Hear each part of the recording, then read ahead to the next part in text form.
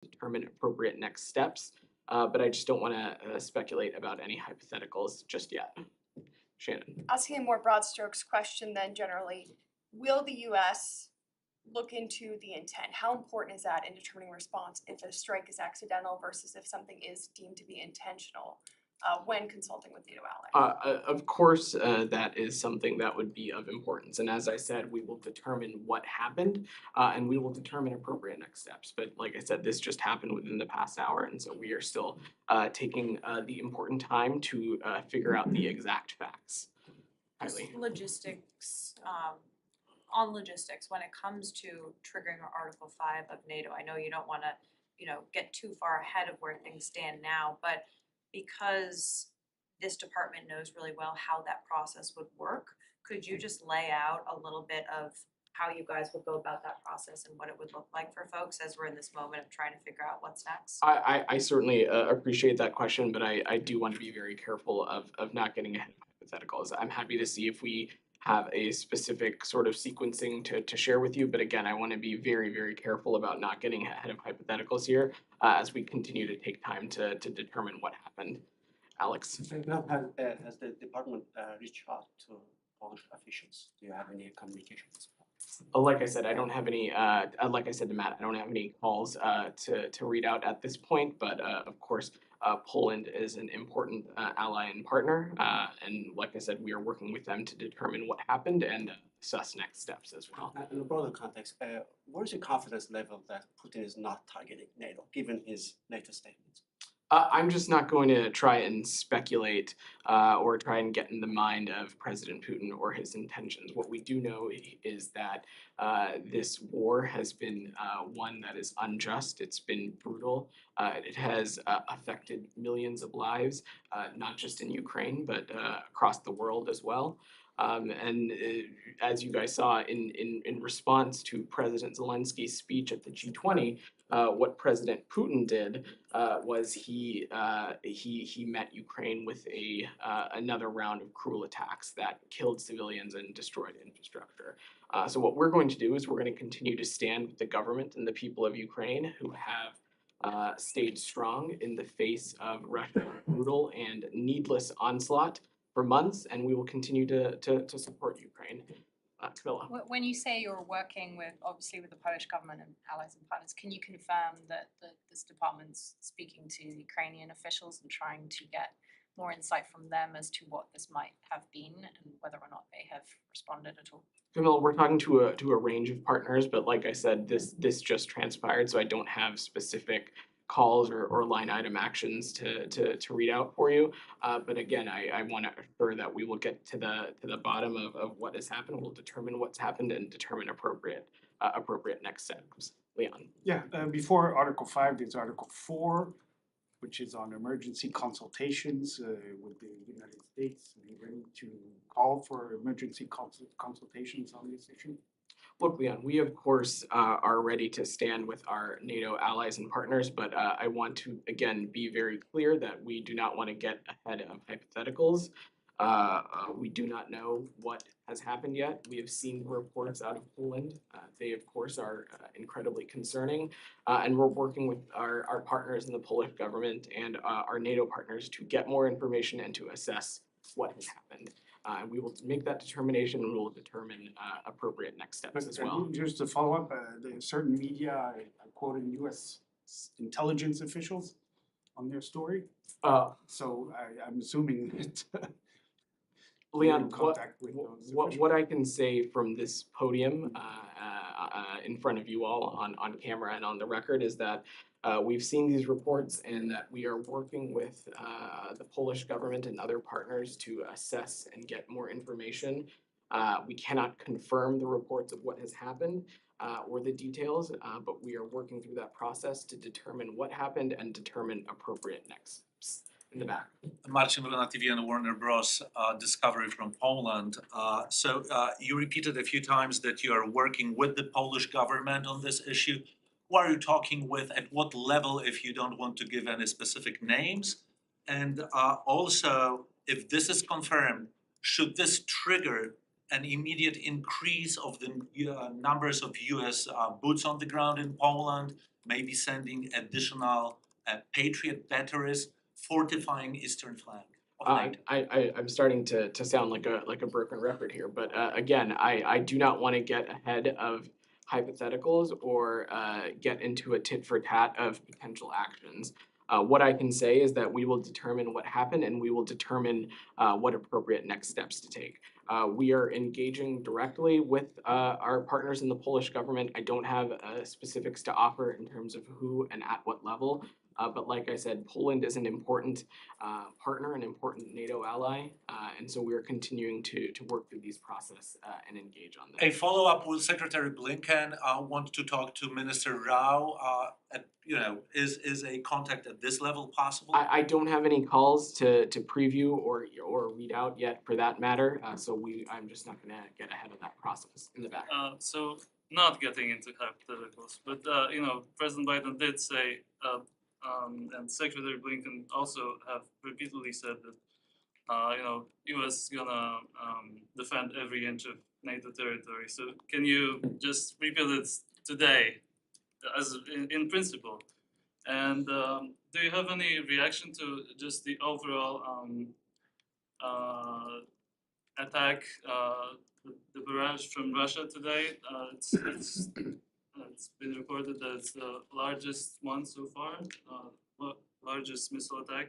Do you have any reaction to that?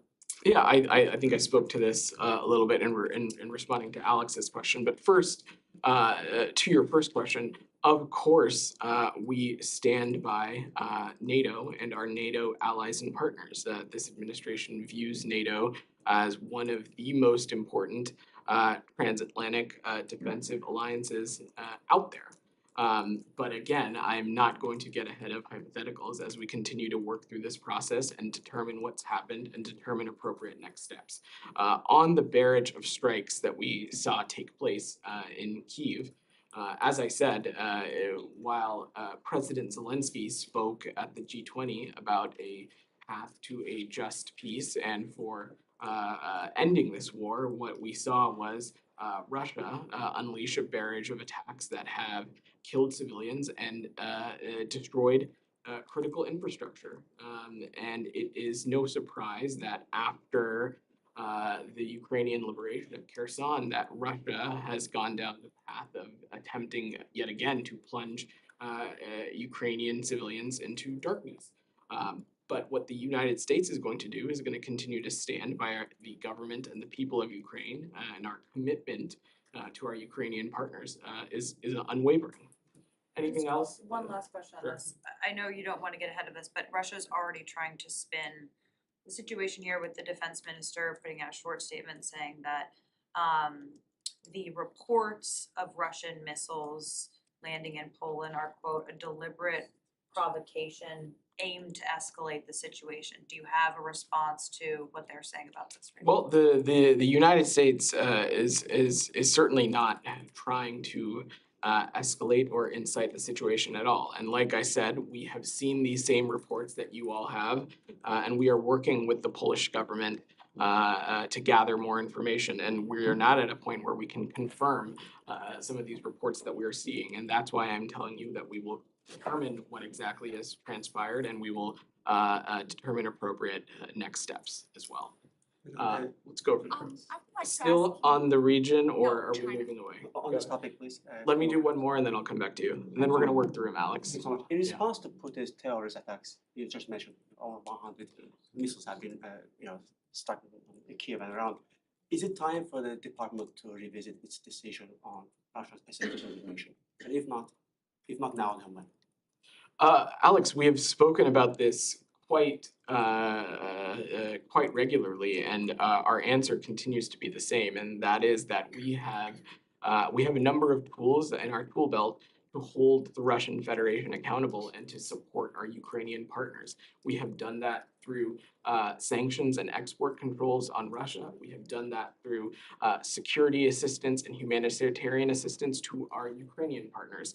And we continue to assess that that a specific state sponsor of terror designation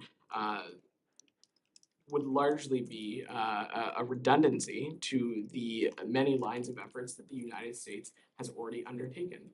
Additionally, as I said to you about this a couple of weeks ago, we have, it's been raised to us that a number of humanitarian organizations operating in the region, it would make their work more difficult if a specific state sponsor of terror designation were to take place.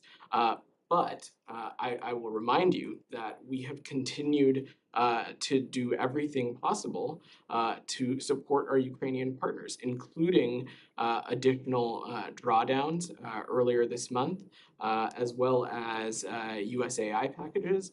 And we've continued to take steps to support our Ukrainian partners and to bolster their efforts to defend their sovereignty and defend their territorial integrity. I will also add that our sanctions and export controls are having a direct impact on the Russian economy and the Russian Federation. And so we will continue pursuing these lines of efforts as well. And let's not forget I'm gonna Moldova as work well. the room, Moldova also Alex. got impacted today. I'm gonna work the room. We've gotten a lot of questions. Go ahead. Thank you. Could you confirm that Secretary Blinken is going to visit China early next year? And what is going to be his mission? So in the follow-up of President Biden's bilateral meeting with President Xi, it was determined that Secretary Blinken will travel to China at some point, and currently we are working diligently with our counterparts in the PRC to schedule a visit, which is tentatively planned for early next year, but I'm not at a point to offer any additional specifics on that. And then in terms of the talks between the United States and China, which have been suspended, do you have a time frame? When are they going to resume, especially the climate talk? Has it started already? I don't have a specific time frame for you. I will note that Special Envoy Kerry has been engaging directly with his counterparts in Sharm el-Sheikh at the COP27 conference. But to take a little bit of a step back, both President Biden underscored that the United States and China must work together to address some of these transnational challenges, including addressing climate change, addressing health security, addressing global food security, and global macroeconomic stability. I don't have a specific timeline to offer, but this was a key point of the bilateral talk. And President Biden told President Xi in detail that the one China policy hasn't changed. Does it mean Taiwan is part of China? And is this message you are going to convey to Taiwan after the summit? Well, President Biden was quite clear in his remarks and in his press conference that our one China policy has not changed, and that we oppose any unilateral changes to the status quo and have a commitment to maintaining peace and stability across the Taiwan Strait. Our position remains the same. We have this longstanding one China policy, which is governed by the Taiwan Relations Act, the 3 joint communiques, and the 6 assurances. Ita, Thank you, Vedant. still on Asia or no. drifting away? Shifting away, you on. Go ahead. Special Envoy Rob Malley was in Paris today, meeting with his counterparts from France, Britain, and Germany. Do you have a readout of the meeting? I don't have any specifics to offer, but what I can say is that I can confirm that Special Envoy Malley is in Paris meeting with E3 partners, discussing a wide range of issues, but don't have any other specifics to offer. So it's not just a one-day trip? Or? I don't have additional specifics to his travel, but I can confirm that he is in Paris meeting with with our E3 partners. Also, it's about 2 weeks now since Vice President Kamala Harris announced that the U.S. will support expulsion of Iran from the UN Commission on the Status of Women. Has there been any movement on that front? So, let me see if I believe I thought I had an update for you on this. Let me check back on this, Gita, for you specifically about a timeline. I thought I had an update, but I can't find it. We'll circle back afterwards. Thank Go ahead. Staying on Iran, is there Yeah. any more you can share about today's redesignation of Wagner Group and the IRGC's aerospace force?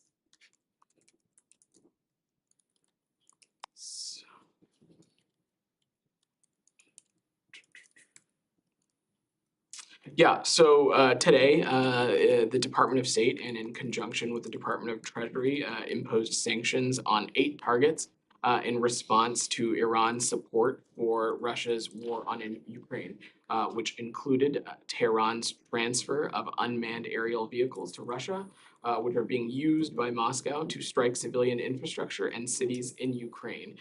We designated a total of 3 Iranian entities, including those manufacturing and delivering the UAVs supplied by Iran to Russia.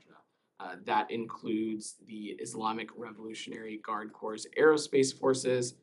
It also includes Codes Aviation, and Treasury is also designating Shahed Aviation Industries Research Center. We are designating these actions include third-party designations involved in the transfer of Iranian UAVs to Russia. And this is, again, in the line of that we have been warning since July that Iran is planning to sell UAVs to Russia for use against Ukraine. We exposed this publicly, and this action is our latest effort to implement and enforce all U.S. sanctions on both the Russian and Iranian arms trade and to make it harder for Iran to sell these weapons. Dylan? Yeah, if we go back to China for 1 second, you mentioned health security just now when talking about the topics that were discussed. The president, the White House, they said that this was a topic that was discussed with the president and President Xi. Could you just expand maybe a little bit on what that means exactly, health security? What are some details of that and what's working on there? I will let my colleagues at the White House and the National Security Council expand on any specifics that they can offer about the bilateral meeting. But what I can say, and what is no secret, is that between the United States and the PRC exist a number of challenges that impact not just our 2 countries, but countries around the world. And that addressing these challenges transnationally together is a better result for both of our people, but also for the world broadly. And that, of course, includes climate change, it includes global health, it includes health security, it includes global macroeconomic stability, but I don't have anything other specific to add. So does that not include like things related to COVID-19, the origin of the COVID pandemic? Is that something that's on the radar for when Secretary Blinken will be visiting next year? Of course, global health security is on the agenda and on the radar, and of course, ensuring that as a planet, we are best prepped for any future public health crisis that may transpire. Okay. Okay. No. Go ahead, Matt. Just, first, what kind of discussions have you had, or what kind of notifications have you made to the Israelis about regarding a potential FBI investigation into the killing of Shireen Abu Akleh? That would be for the Department of Justice. Yeah. What kind of conversations have you had with the Israelis about this? As it relates to any potential law enforcement activity, that would be a matter for the Department of Justice. So when the Israelis come to you and ask you what's going on, what do you tell them? It is for the Department of Justice to speak to law enforcement and is there an investigation, as far as you know, that the FBI is conducting into this? That is for the Department of Justice to speak to. I'm not going to get into that from here. Okay.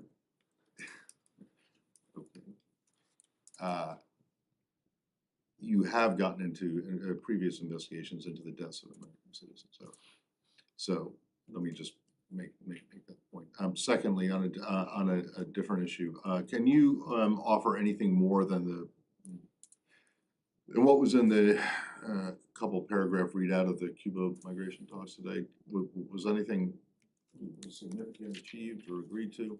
Well, Matt, these migration talks. You don't have to read the statement unless someone for TV wants it. I don't have anything additional to offer beyond what was in the robust media note that involved the topics discussed and that involved the topics discussed that were raised in these routine migration talks with Cuba. Speaking of robust statements, then last night you guys put out a readout of the Secretary's telephone call with Kenyan President Ruto.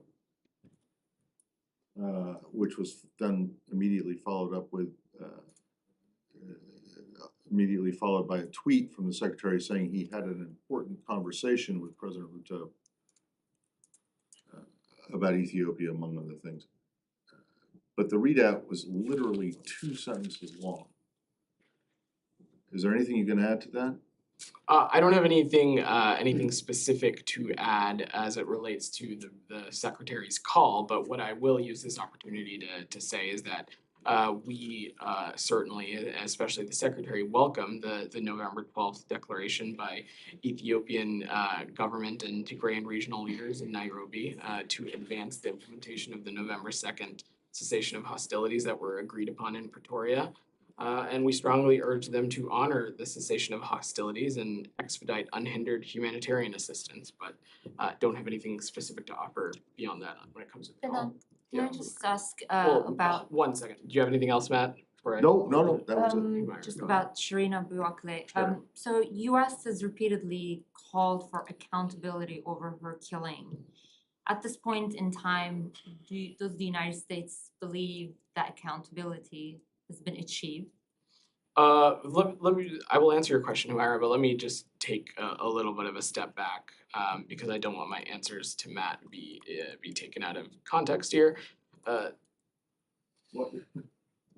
If you'll allow me, Yes, in any action from the Department of Justice, law enforcement, or investigatory would be for them to speak to. That's not a State Department equity. The State Department, its authority into investigations is generally limited into the deaths of U.S. government employees, their eligible family members, and security responsibilities as it relates to the Secretary of State and other principals. Whether the Department of Justice takes part in any law enforcement activity on any subject under the sun, that is for them to speak to. That is not an equity here for the State Department. That is not something I'm going to be able to speak to. On your question, Humaira, we continue, of course, to underscore the importance of accountability in this case, and we continue to call and press our Israeli partners to closely review its policies and practices on the rules of engagement, and consider additional steps to mitigate the risk of civilian harm, to protect journalists, and to ultimately prevent similar tragedies from occurring in the future. You had raised this rules of engagement with them earlier. Did you get any positive feedback or any sign that they would actually review this and make any changes? I don't have any specific readouts to offer as it relates to our engagements on this. Do you assess or think that it is within US's right to launch its its own investigation on this? That's for the This is a US citizen? That is for the Department of Justice to determine. That's not for the State Department or frankly any other entity of the interagency to. can I, you, tell me if I got this wrong. This is what my Otter transcript says, you just said. Whether the Department of Justice takes part in any law enforcement activity on any subject under the sun, that is for them to speak to. That is not an equity issue for the State Department. How is that possible? On any subject under the sun?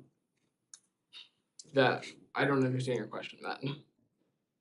Well, I don't Whether understand they your response. whether they decide to pursue a law enforcement. That's not an equity, it is not an equity for the State Department if there's an investigation into the murder or the killing of a US citizen. That is certainly #1 priority of this department and has been for decades and decades and decades, is the protection or the safety and security of US And citizens it still is. abroad. And Okay, it so still what then, is. what, then whether, then I don't understand why you say that whether the department takes part in any law enforcement activity on any subject under the sun is not for you to speak to. Of course it's for you to speak to. If you think that there needs to be an investigation into it, that's, especially if it involves a US citizen. I would just disagree with that characterization. If whether the Department of Justice decides to investigate something, that is for them to speak to. That's not for us to speak to. But it's not like you don't have any equities at all. Sure.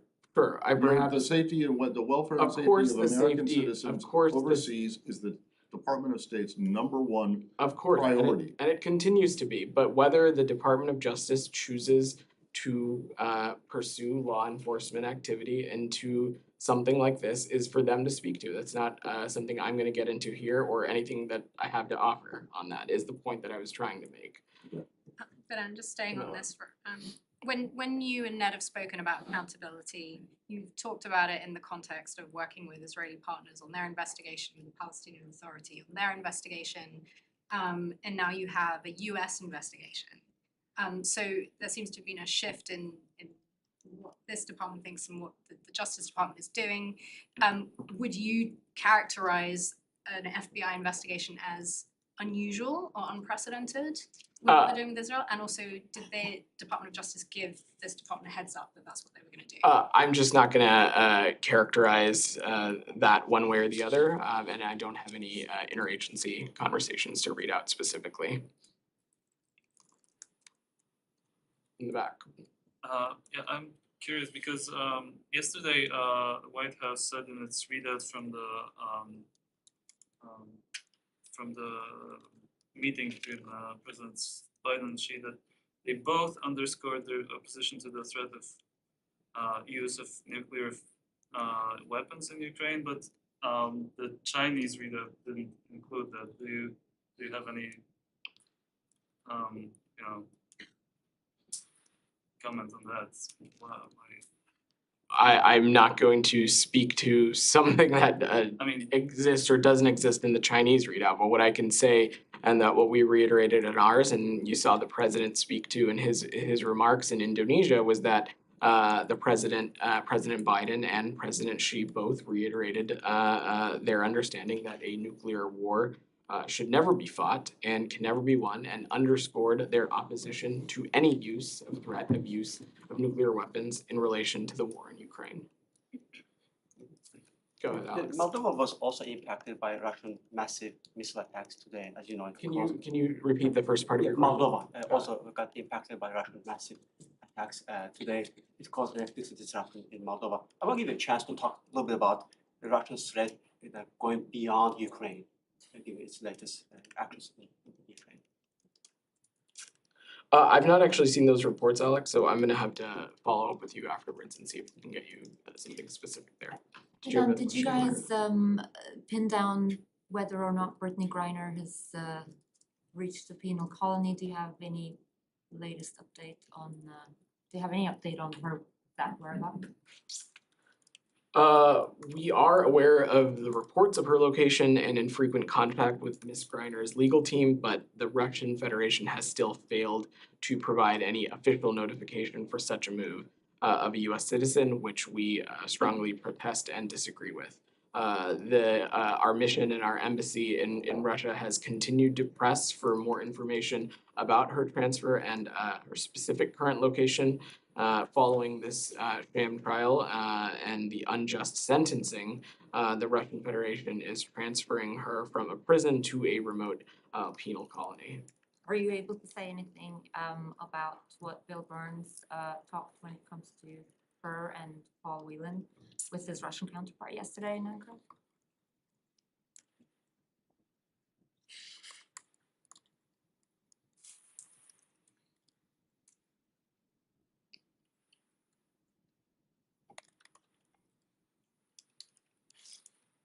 So from the very beginning, we have been very open about the fact that we have channels to communicate with Russia on managing risk, especially nuclear risk and risks to strategic stability. And as part of that effort, CIA Director Bill Burns went to Ankara to meet with his Russian intelligence counterpart. He conveyed a message on the consequence of the use of nuclear weapons by Russia and the risks of escalation to strategic stability. He also raised the cases of unjustly detained U.S. citizens, but I don't have any other specifics to offer at the moment. Thank you. All right, thanks everybody. thank you. Jesus.